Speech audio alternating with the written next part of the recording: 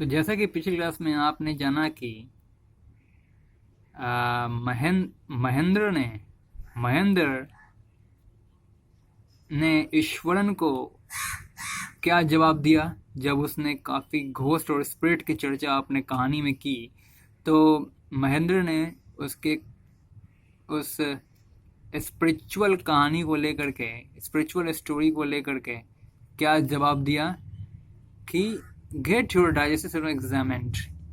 ईश्वरन, जाओ अपने पाचन तंत्र का इलाज करवा लो और हो सके तो अपने सर का भी इलाज, अपने हेड का भी इलाज करवा लेना। यू आर टॉकिंग नॉनसेंस, तुम एक वाहियात बातें कर रहे हो, वाहियात कहानी सुना रहे हो मुझे, ठीक है। He left the room retired for the night, expecting his friend to sulk for a couple of days. और उसने, जैसे कि आपने जाना है, रात्रि के he left the room and retired for the night, expecting Eswaran to sulk for a couple of days. To sulk means to being irritated, expecting his friend to sulk for a couple of days, but the next morning he was surprised to find the cook as cheerful and talkative as ever. यहाँ तक आपने पढ़ चुका था कि या विश्वास करते हुए या आशा करते हुए कि ईश्वरन उसकी बातों से नाराज हो गया है, उदास हो गया। मोरोज्ड, ही फेल्ट मोरोज्ड टू सल्क, मतलब क्या होता है? To be get silent and morose and bad tempered, है ना। तो महेंद्र की बातों से ईश्वरन काफ़ी नाराज हो गया है, उदास यानी कि टेम्पर्ड, बैड टेम्पर्ड कंडीशन में पहुंच गया है, यानी कि पूरी तरह से उदास हो चुका है। उदास होकर वहाँ से कुछ दिनों के लिए वह उदास होकर के वहाँ से चल दिया है। ऐसा एक्सपेक्ट करते हुए महेंद्र ने कमरे को छोड़कर रात बिताने के लिए वहाँ से चल दिया। But the next morning he was surprise, लेकिन अगले ही सुबह वह काफ़ी आश्चर्य, हैरानी से भर जाता है Mahendra, to find the cook as cheerful and talkative as ever. पहले की भांति खूब टॉकेटिव और आनंदित पाते हुए अपने कुक को देख करके हैरानी से भर जाता है महेंद्र। और from that day on Mahendra, for his all brave talk, अपने काफ़ी साहसपूर्ण बातों को कहने के बाद, went to bed with a certain unease. और उस दिन के बाद से अपने साहसपूर्ण बड़े वाक्यों से महेंद्र ईश्वरन की उस काल्पनिक, काफ़ी भयजनक कहानी का साहसपूर्ण उत्तर देने के पश्चात महेंद्र जब कभी अपने बेड पर पहुंचता था तो वो काफ़ी अनईजी फील करता था, काफ़ी अकबकाहट, बेचैनी महसूस करता था। Every night he peered into the darkness outside through the window. हर रात्रि को वह अपने खिड़की के बाहर झांकता था।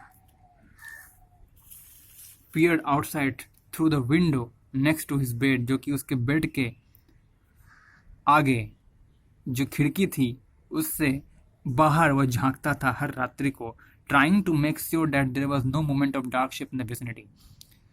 यह एज्योर करने के लिए, यह अपने आप को आश्वासित करने के लिए कि उसके विसिनिटी में, उसके चारों ओर उस एरिया में कोई काला साया तो नहीं है, कि किसी काले साये का, डार्क शेप को आप काला साया या फिर घोस्ट भी कह सकते हो, किसी काले परछाई का मूवमेंट तो आसपास नहीं था, ठीक है। Trying to make sure that there was no movement of dark shape in the vicinity. यह एज्योर करने के लिए, खुद को आश्वासित करने के लिए कि उसके चारों ओर उस विसिनिटी में, यानी कि विसिनिटी कहने का मतलब होता है कि जहाँ वो रह रहा था उसके इर्द गिर्द किसी भी काले परछाई का मूवमेंट, यानी काले परछाई का आवाज आना जाना नहीं था।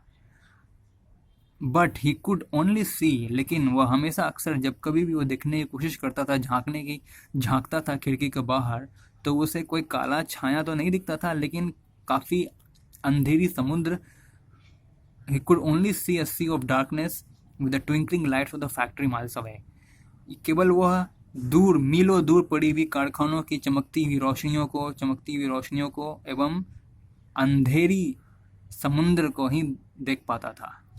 अंधेरी समुद्र को एवं मीलों दूर पड़ी हुई कारखाने की चमकती हुई रोशनी को ही वह देख पाता था।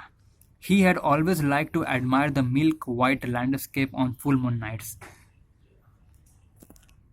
फुल मून नाइट यानी कि फुल चंद्रमा यानी कि पूर्णिमा की रात्रि को अक्सर वो आनंदित महसूस करता था। पूर्णिमा की रात्रि को बहुत ही वह लुत्फ उठाया करता था, उसका आनंद लाभ लिया करता था।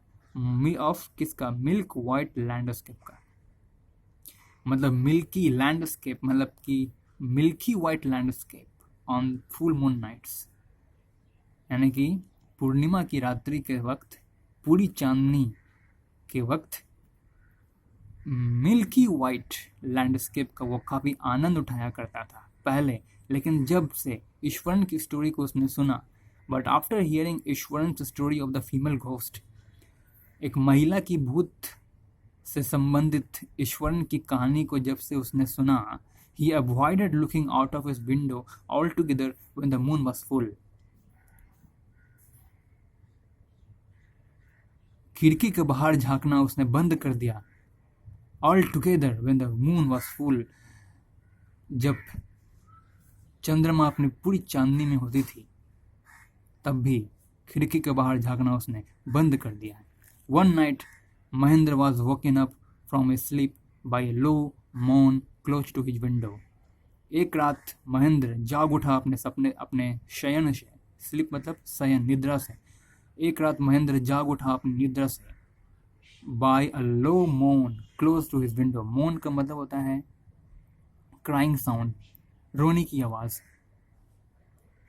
लो मोन क्लोज टू हिज विंडो, उसकी खिड़की के नजदीक कुछ धीमी स्वर में रोने की आवाज से अपनी निद्रा से जाग उठा। At first he put it down to cat prowling around for mice. Prowling का मतलब होता है सर्चिंग। पहली दफा उसने सोचा कि जरूर कोई बिल्ली होगी जो अपने चूहे की खोज में इधर उधर भटक रही है। At first he put it down to a cat prowling around for mice, जो कि चूहे की खोज में इधर उधर भटक रही है। But the sound was too guttural for a cat.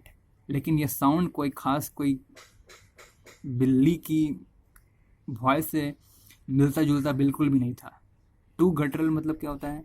गटरल का मतलब होता है हार्श, बहुत ही तीक्ष्ण स्वर था, हार्श साउंड, तीक्ष्ण स्वर, तीक्ष्ण आवाज। लेकिन वो आवाज इतना तीक्ष्ण था, इतना हार्शली था कि वह किसी बिल्ली की आवाज से मिलाप नहीं हो रहा था।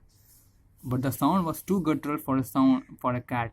वो आवाज इतना तीक्ष्ण था कि मानो जैसे किसी इंसानी आवाज से संबंधित हो।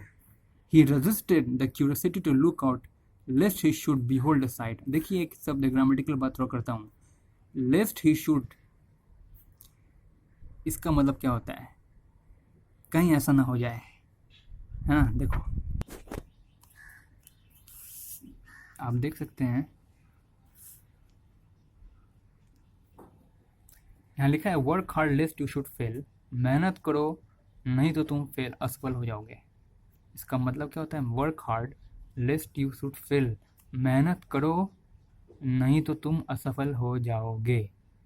मेहनत करो वरना तुम फेल हो जाओगे। 3 तरीके से आप कह सकते हैं। लेस्ट यू शुड फेल को आप 3 तरीके से कह सकते हो। देखो लेस्ट यू शुड, ग्रामर में इसका मतलब होता है अकॉर्डिंग टू ग्रामर नहीं तो तुम, बस नहीं तो तुम, ये कंडीशन बताता है। वरना तुम, कहीं ऐसा ना हो जाए कि तुम, सब एक ही चीज़ है। तो मेहनत करो वरना तुम फेल हो जाओगे, मेहनत करो कहीं ऐसा ना हो जाए कि तुम फेल हो जाओ। तो यही यहाँ पे सेंटेंस है। आइए आते हैं, हाँ कहाँ थे, हाँ। He resisted the curiosity to look out, lest he should behold a sight which would stop his heart.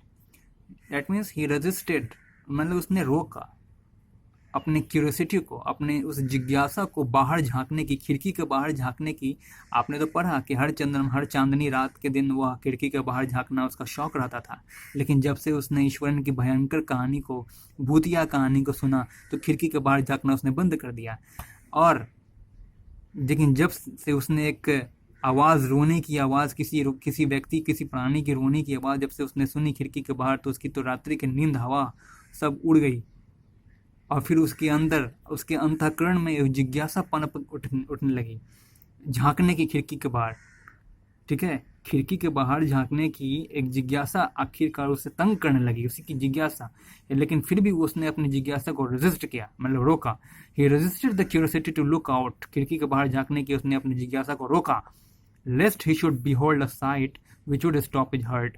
लेस्ट, देखो, लेस्ट ही शुड, कहीं ऐसा ना हो जाए कि बिहोल्ड अ साइट, मतलब बिहोल्ड का मतलब होता है टू ऑब्जर्व द साइट। कहीं ऐसा ना हो जाए कि खिड़की के बाहर के दृश्य को ऑब्जर्व करने के बाद उसकी सांसें ही थम जाए। समझ गए आप? कहीं ऐसा ना हो जाए कि बिहोल्ड द साइट, यानी कि बिहोल्ड, खिड़की के बाहर के दृश्य को ऑब्जर्व करने के बाद, देखने के पश्चात उसकी सांसें कहीं थम ना जाए। ठीक है, कहीं उसकी मृत्यु ना हो जाए, कहीं वो अवाक ना रह जाए, उसकी सांसें थम गई तो चला गया दुनिया से। तो ऐसा भी वो सोचा। He resisted the curiosity to look out, lest he should behold a sight which would stop his heart. ठीक है, उसने अपने जिज्ञासा को रोका, बाहर देखने की जिज्ञासा को उसने रोका कि अगर देख लेगा तो कहीं ऐसा ना हो जाए। ठीक है, आप समझ गए? He resisted the curiosity to look out, खिड़की के बाहर झांकने की जिज्ञासा को उसने रोका, lest he should behold a sight which would stop his heart, कि बाहर के दृश्य के प्रकट होने के बाद कहीं ऐसा ना हो कि उसकी सांसें रुक जाएं। बट द वेलिंग, मतलब वेलिंग का मतलब होता है वो चिंखार, वो चिल्लाना, वो चीखना। But the wailing become louder, वो चीखना, वो चिल्लाना, वो रोने की आवाज काफी तेज हो गई। And less feline, less feline मतलब that was not related to cat or the families of cat, not relating to cats, relating to cat or other members of the cat family, इसको feline, ना कि बिल्ली से, किसी बिल्लियों से संबंधित हो और ना ही किसी बिल्ली के परिवार से संबंधित, उसे feline कहते हैं। तो but the wailing became louder, वो रोने की आवाज़ काफ़ी जोर हो गई, काफ़ी लाउडर हो चुकी थी, काफ़ी तेज़ हो गई थी रोने की आवाज़, और किसी बिल्ली की आवाज़ से उसका कोई मिलाप नहीं था, ना ही किसी बिल्ली के परिवार से उसका कोई मेल जोल था उस आवाज़ का। He could not resist the temptation anymore, और वह अपने उस टेम्पटेशन को, अपनी उस उत्सुकता को, बाहर देखने की उत्सुकता को और अधिक रेसिस्ट कर नहीं रेसिस्ट कर सका।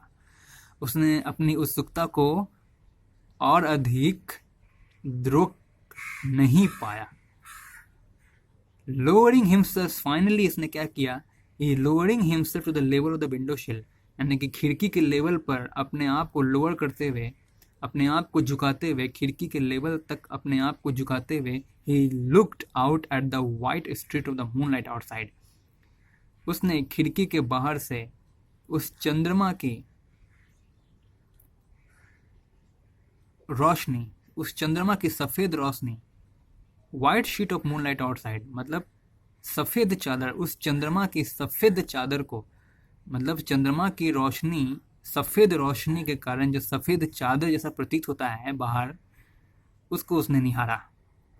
He looked out at the white sheet of the moonlight outside. चंद्रमा की श्वेत रोशनी को, श्वेत रोशनी से युक्त उस श्वेत चादर को उसने निहारा। There, not too far away, was a dark, cloudy form clutching a bundle. और वहां उसने क्या देखा? काफी दूर नहीं, एक घोस्ट को उसने पाया जिसके हाथों में, जो कि अपने हाथों में एक बंडल को होल्ड किए हुआ था, पकड़े हुए था।